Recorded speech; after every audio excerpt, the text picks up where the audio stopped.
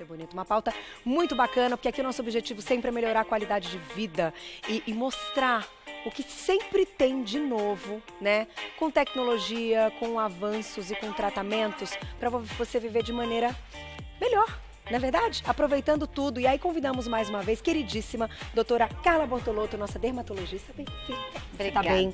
Sempre Tudo um prazer. ótimo. Sempre elegantérrima. Como em tons, você, não, linda. em tons elegantes. Hoje a gente tá os tons extremos. Extremos da estação, né? Sim. Os tons extremos. Bom, assunto de hoje é um assunto interessante, porque daqui a pouquinho, inclusive, a gente vai colocar o depoimento do Oswaldo, que é meu marido, que sofreu com este problema uma vida inteira. Então, eu acompanhei e sei um pouco quanto isso diminui a qualidade de vida de uma pessoa quando a gente está falando de excesso de suor. Para a gente começar, doutora, a gente tem inclusive vídeo, tem imagens. Vamos entender como é que isso se dá. É um problema na glândula? Pois é, o excesso de suor a gente tem... vamos tentar. A gente tem um videozinho para mostrar. Vamos passar o primeiro vídeo, então. O esquema da pele, Carol. Tá. Mais uma vez, obrigada. É sempre ótimo estar no programa. Falando de uma pauta tão interessante. E obrigada pelo Oswaldo ter dado o depoimento, que eu acho que sempre enriquece, né? Não, já aguardem, hein? Já. Esse é o nosso videozinho, então? Acho que não. Esse é só... E esse é o videozinho, sim, da demonstração do suor saindo da pele. Mas então, o que é? A pele possui vários anexos. Um deles são as glândulas sudoríparas. Essas glândulas, elas são responsáveis por liberar a sudorese, o suor. Tá. Do que ele é composto? De águas e sais minerais. Então, é a sudorese que está presente dentro das glândulas sebáceas. Certo. Está presente no nosso corpo inteiro. Desde das palmas, das plantas, no nosso organismo inteiro. Tá. Diferente, por exemplo, das glândulas sebáceas, que, por exemplo, nas mãos não estão presentes. Senão a gente, ao invés de andar, a gente escorregava, né? Por causa da oleosidade. Tá. Então, as glândulas sudoríparas que têm essa função de liberar o suor. Em algumas pessoas, essa atividade glandular, ela é um pouquinho mais exagerada. A gente costuma vir essa situação normalmente sem nenhuma causa base. Tá. Então eu posso ter esse excesso de suor desde a infância, desenvolver na adolescência, o que é mais comum. Dificilmente a gente desenvolve isso após a terceira década de vida. Tá. Quando isso acontece, ela acontece de maneira repentina, presente também até à noite durante o sono, que é a principal queixa que o paciente chega, eu sou, doutor, até de noite dormindo. Nesses casos, a gente tem que prestar atenção para algum tipo de distúrbio, que seria um distúrbio mais endócrino, por exemplo, um distúrbio da glândula tireoide ou de alguns outros tipos de problema.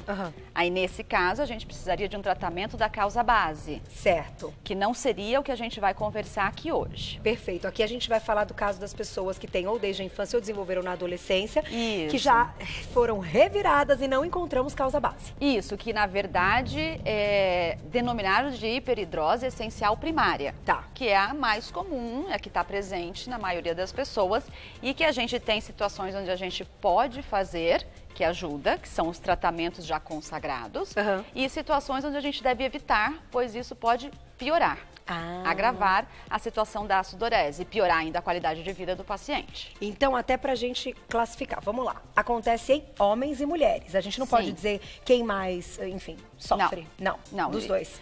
Isso, interfere tanto homem quanto mulheres, independe da raça e normalmente na fase da infância e da adolescência que ela se desencadeia. E quais são as regiões que têm esse excesso de suor?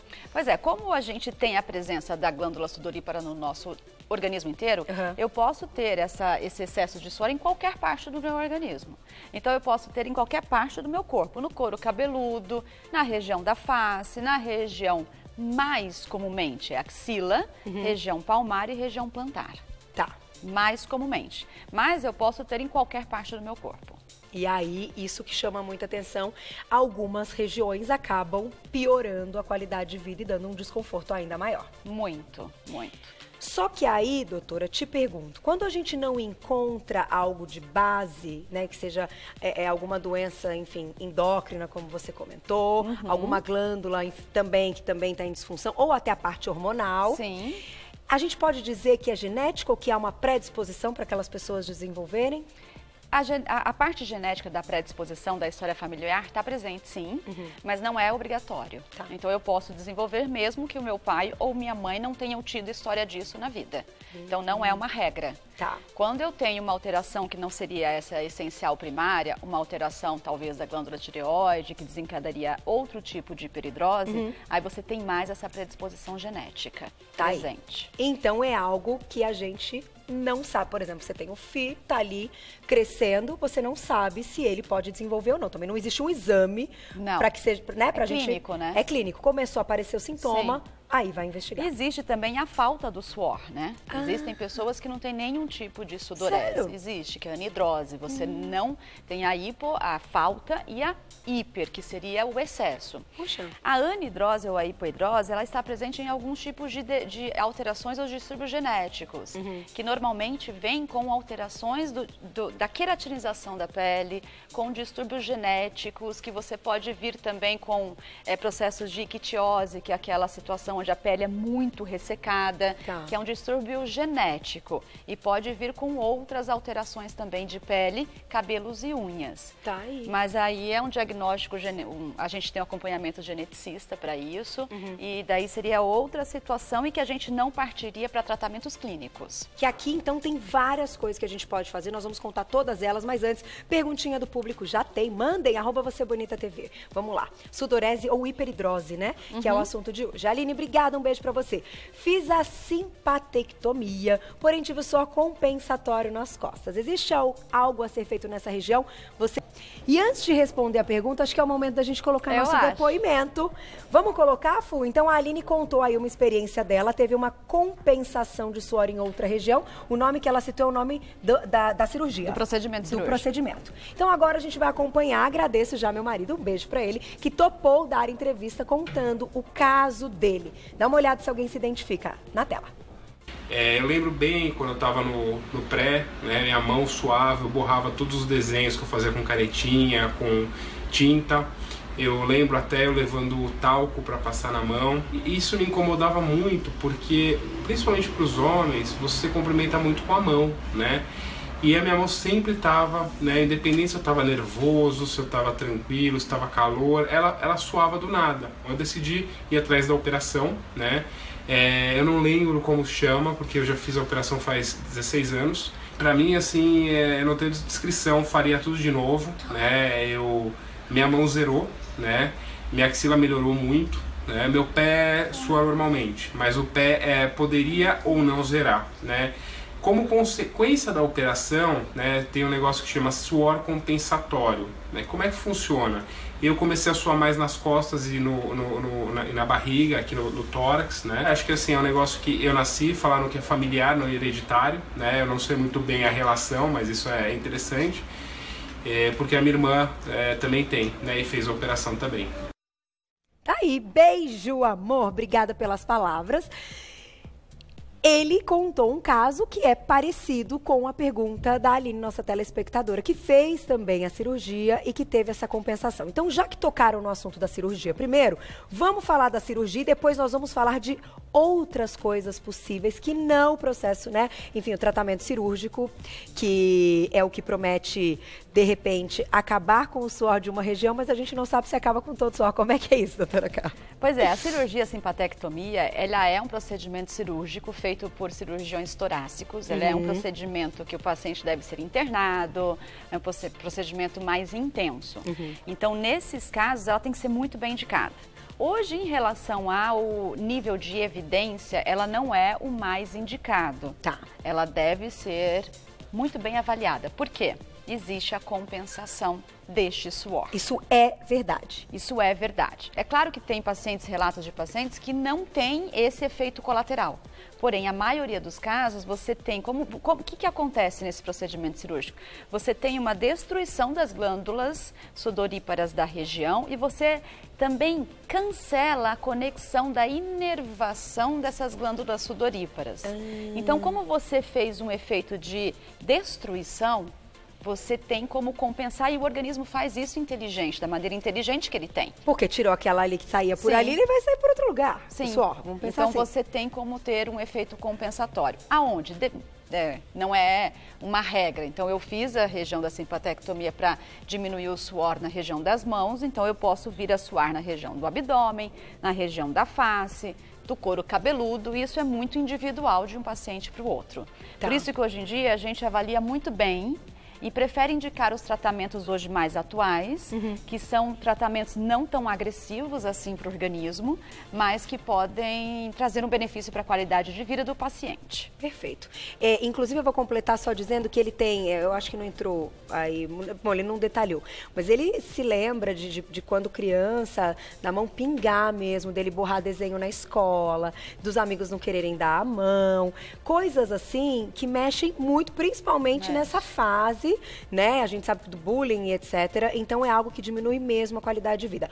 Hoje ele teve a compensação, como a gente comentou, mas ele diz que pro quanto ele sofreu das mãos pingarem, para ele pouco, né, Carol? É fantástico ter as mãos, enfim, sem o suor e uma compensação que ele tira de letra. Então a Aline colocou, é muito individual. Só que ela pergunta, se ela tem a compensação nas costas, como a gente pode, então, diminuir essa compensação? E aí a gente entra nas outras possibilidades. Acho ótimo. Tá bom. Eu acho assim, eu acho que a gente tem que também tirar os mitos e verdades. Eu tenho muito suor, então o que eu vou fazer com esse suor exagerado? Então, assim, eu trouxe aqui algumas opções, porque uma coisa muito interessante é a gente diferenciar entre o excesso de suor e o cheirinho desagradável. Ah, boa. Verdade. Porque tem pessoas que confundem entre você ter um cheiro desagradável e suar muito. E não é a mesma coisa. E não é a mesma coisa. Tá. Então, um pode levar ao outro em situações como, por exemplo, eu tenho um suor exagerado e acho que se eu lavar muito ou higienizar muito, eu vou diminuir, que é um mito. Então, isso não acontece. Então, eu tenho que evitar, eu tenho que fazer tratamentos específicos para diminuir a sudorese e não tentar lavar ou higienizar em excesso. Certo. Então, por exemplo, eu trouxe aqui a opção de lenços umedecidos, que hoje em dia a gente tem a praticidade. Então, a gente tem no mercado lenços umedecidos com álcool, com cheiro, que tem muitas pessoas que usam para tentar diminuir essa sudorese. E não adianta. Não adianta.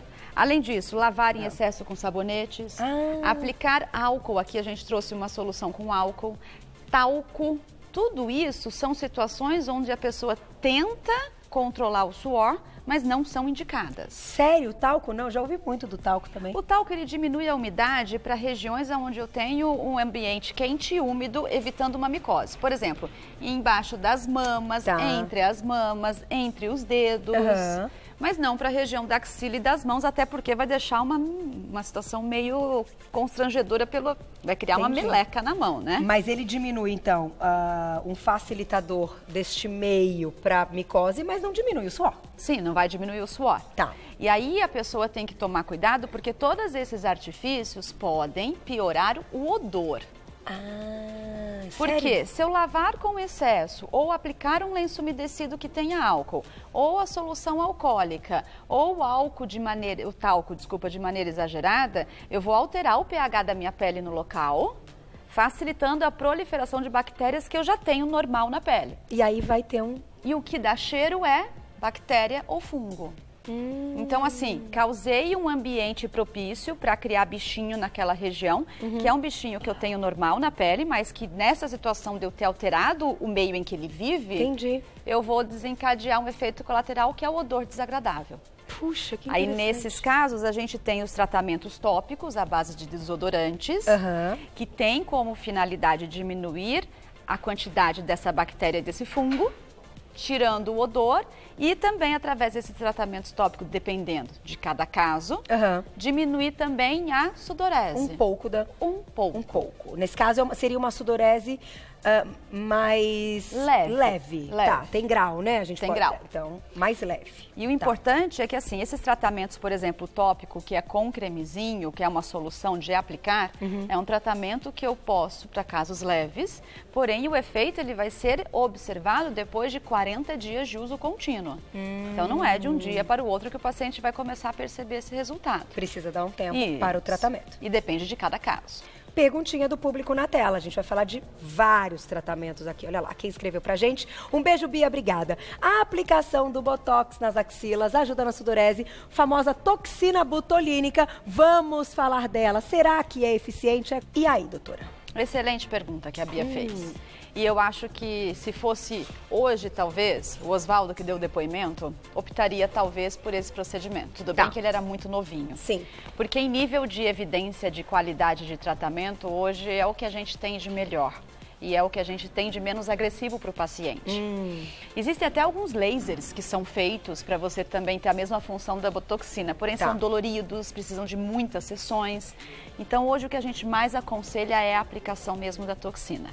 O que ela vai fazer na pele? A toxina ela tem uma ação na musculatura, né? Ela vai ter uma ação diminuindo as sinapses entre os músculos. Certo. Então quando eu tenho uma diminuição da proliferação desses mediadores neurais, né, desses mediadores que dão essa informação para o nervo, para músculo, para mexer ou não, no nível da glândula sudorípaca, que a gente faz uma aplicação bem mais superficial, diferente da aplicação que a gente faz para estética. Ela é uma aplicação mais no nível da pele, mais bem superficial. Ela tem uma duração em média, Carol, de 1 ano.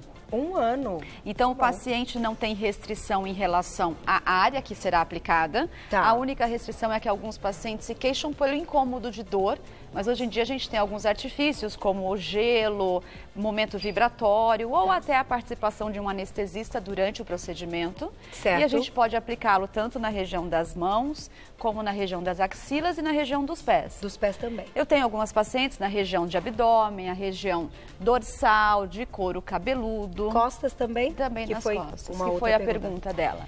Então é um procedimento que, em relação à contraindicação, depende de cada paciente, mas é um procedimento tranquilo, um resultado efetivo e é claro que você não vai ter o efeito que a cirurgia tem. Então permanente. Ela não é compensatória. O efeito. Sim, o efeito colateral. Colateral. Isso. E a pessoa que tem em várias regiões, ela pode aplicar em várias regiões. Ela pode aplicar em várias regiões, até porque a toxina botulínica, a gente tem vários estudos que mostram que ela tem segurança em ser aplicada em grandes quantidades em uma pessoa sem nenhum tipo de problema de saúde. É claro que cada paciente tem que ser avaliado individualmente. Mas a aplicação normalmente ela é feita uma vez ao ano, porque a duração dela para esse propósito de hiperidrose ela é muito maior do que pensando para nível estético de paralisação. Perfeito. Entendi. Só que aí vamos supor, criança não é o ideal. Não é o ideal, até assim, hoje em dia não, a toxina botulínica, o estudo dela inicial foi por neurologistas, então é feito em pessoas até mais novas do que quando a gente indica para nível estético. Mas, dependendo do nível e dependendo da paciente e do quadro, às vezes é necessário até a simpatectomia. Aí a gente precisa de uma avaliação de um cirurgião cardiovascular, um cirurgião torácico, para a realização dela. Que é o torácico que faz, é importante a gente falar as especialidades. Isso, é um cirurgião torácico, um cirurgião geral também tem essa capacidade, mas não é um dermatologista que realiza, porque é uma cirurgia que tem uma abrangência muito maior. Agora, tem mais perguntinha, né, Fu? Vamos fazer mais perguntinha e depois a gente vai, porque isso aqui também pode ser um tratamento? Também é um tratamento. Vamos mostrar. Então, na tela a perguntinha do público, olha lá. Um beijo, Zilda, obrigada. Tenho hiperidrose e a princípio estou controlando com medicamento. Será que com o passar do tempo terá o mesmo resultado? Pergunta interessante. Medicamento também é possível? Sim, o medicamento existe. O medicamento é o cloridato de oxibutinina. Ele pode ser realizado sim. Existem algumas contraindicações. O tratamento dele deve ser sempre acompanhado com um médico, dermatologista ou clínico geral. Pacientes que têm muita atividade física, pacientes que têm uma sudorese devido a isso também, esse medicamento é contraindicado. Porque como ele compensa a perda desta água via glândula sudorípara, o paciente pode ter mal-estar, pode ter tontura, pode passar mal. Tem que ser algo que tenha uma hiperidrose sem estar aí... Ou o paciente, quando toma essa medicação, demora um pouco para fazer efeito. O que ele pode fazer é, quando for fazer atividade física, não tomar no dia. Entendi. Então, aí ele pode tentar controlar. Mas, normalmente, eles pedem para isso. É que eu malho muito e eu quero diminuir um pouco a sudorese. Então, não é essa a indicação. Olha só, interessante. E um outro probleminha do medicamento é que ele tem alguns efeitos colaterais, tem que ser acompanhado, como eu já disse.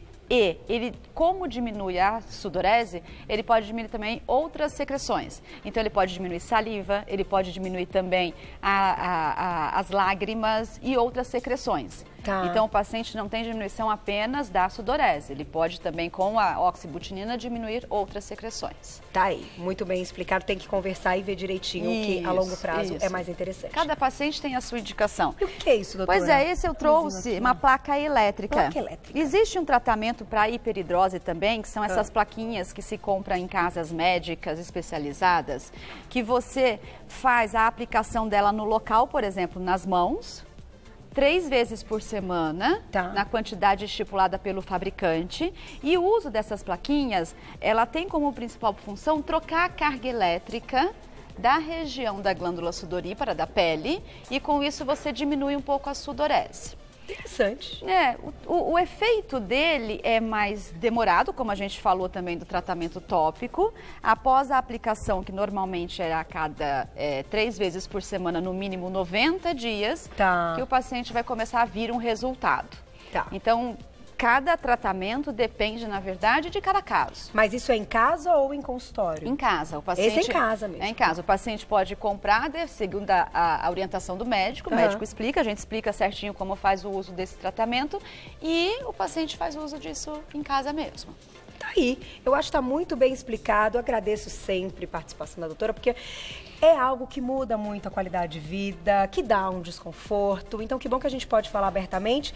Você tem que conversar com o seu médico e ver aquilo que é mais importante. Colocar tudo na balança, né, doutora? Esse que é eu acho, o grande, né? Tudo vai ter um lado bom e um lado ruim, um que compensa e um que... A toxina botulínica eu acho bem interessante, porque é um custo, se dura um ano, interessante. Você não vai se arriscar numa cirurgia, mas o quanto você aguenta desta dor, que você disse que é o digamos assim, o que mais, né?